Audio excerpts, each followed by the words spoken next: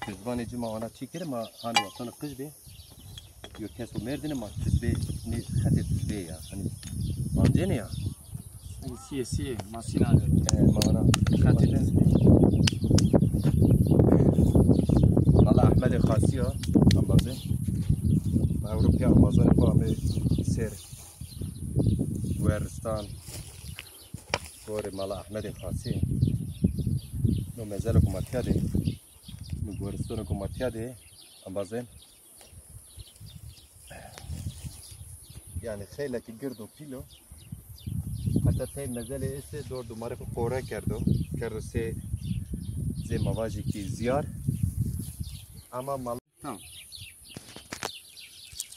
Selam aleyküm mabkhir şarima merhaba ambaze milleti ma evro şuma binene ma ne merde Goristan mezeli Ahmet Khasi sere Ahmet Khasi tarih ma زون ما و تاریخ روشنبران ما ده روشنبرو کو به الفبا عربی اما زون زازاکی سفتین نشتو کتاب جویجیاو احمد خاصی نو درخت زاف زون شناسین غریبان تبر ذره چه کرد بین چه زازا بین چه روس بین چه انگلیز آلمان بین herkes احمد خاصی وطنو درخت زازان ده وزن جوچی بینسو سفتشنو Ahmet Khasi ra cigeno yeno.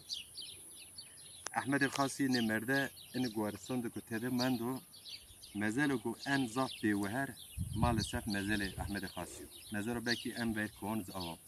Eğer madder dumara bize magere ya zaf mezele ailan kiyan este dumara ce des kore kardo zarece cami esto ce namaz esto ama Ahmet Khasi dava yo zon despe karda maalesef zaf kesi zahmet eyan Hüseyin'e dereka ey name eydi taban Hüseyin'e çiyan Hüseyin'e şiran Hüseyin'e ama no mezer bewer verdim ama zen Ahmet Khasi hanzar heseo 6 tu 6 de amo dünya verehin vatan hanzar heseo 6 tu 6 tu hot yani amo dünya hanzar nose ponca siyo dizi şu rahmehum Allah rahme khute şakir inşallah. Ahmet Khasi reo reçe ma akarda Ahmet Khasi vatan gittu kitabı nebi nüşmeret nebi nüşte der dumare etya no wala tu şirin de pero insan zone tu se belbel kısa kere.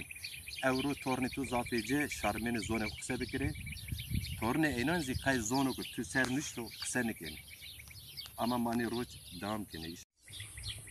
Merhaba saygıdeğer halkımız, kıymetli vatandaşlar merhaba. Bugün biz Zaza tarihine ilk eser veren, Zaza tarihi yine yazılı tarihine eğer ki bir araştırmaya herhangi bir yabancı ve yerli bir araştırma paleti girdiği zaman ilk gireceği yer Ahmet Khasi'dir. Ahmet Khasi 1866-67'de doğmuş. 1951'de hakkın rahmetine koşmuştur. Ahmet Khasi kendi Zazaki eserini Mevlid-i Nebi olarak yalar. Mevlid-i Nebi 1892'de yazar.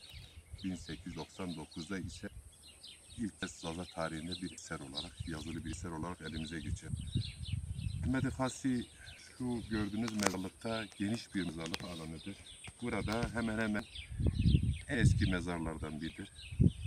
En sahipsiz bir mezar olarak görüyoruz. Yani burada birçok aile mezarı var. Gerçekten bakımlıdır ve içinde cami bile var. Ama Ahmet Khasi bu ortada maalesef yalnız bırakmıştır. Bunun altını çizelim. Ahmet Khasi bizim tarihimize not düşmüştür. Biz Zaza aydınları kendi diline, kendi geçmişine, geleceğine duyarlı insanların yoluna şık olmuştur. Ben uzatmayacağım. Ne kadar gezgin, yeli, yabancı, dil bilimci varsa ya da Zazalar hakkında bir araştırmayı başlarken önce Ahmet Khasi'yi dile getirir ve onun çalışması dile getirir, oradan başlar. Allah rahmet etsin, mekanı cennet olsun. biz halkınız ve sizler adına, bütün duyarlı insanlar adına sizin adınıza El Fatiha'mızı okuyoruz. Hepinizi saygıyla, sevgiyle selamlıyoruz.